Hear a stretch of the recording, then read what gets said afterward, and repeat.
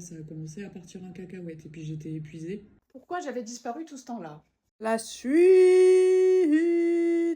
Mon médecin, il n'arrive plus à savoir ce que j'ai. Je fais une radio, un scanner, un deuxième scanner, un troisième scanner. Ça passe toujours pas et voir c'est de pire en pire. Donc il m'envoie une première fois aux urgences. Je passe la nuit aux urgences, la soirée aux urgences. Ils me disent bon, vous êtes en forme, pas d'antécédents, etc.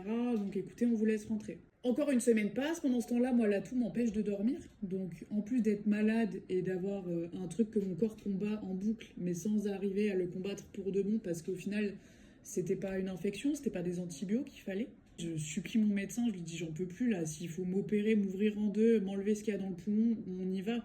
Mais au bout d'un moment, j'ai des examens, j'ai un mémoire à rendre, j'ai plein de trucs.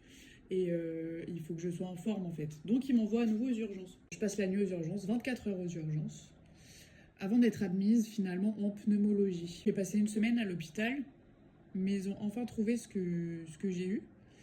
Il se trouve que ce champignon, ce champignon de moisissure, il s'est incrusté dans mes poumons et je suis devenue allergique.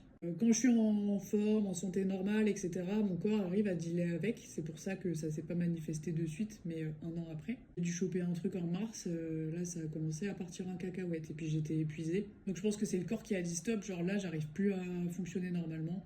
Et ton champignon là, auquel t'es allergique, t'es bien mignonne, mais il va me falloir un coup de boost pour l'éliminer. Je vous passe tous les examens absolument horribles. Endoscopie et compagnie. Là, j'ai un traitement antifongique de 3 mois, corticoïde de 1 mois, de 2 mois, parce qu'ils essayent de me le faire diminuer assez rapidement. Je vais avoir une affection longue durée à renouveler tous les 5 ans. Et c'est pas parce que là, dans 3 mois, je serai guérie qu'à tout moment, dans 2 mois, si je suis à nouveau un petit peu fatiguée ou quoi, bah je le rechoppe. Suite et fin dans la prochaine partie.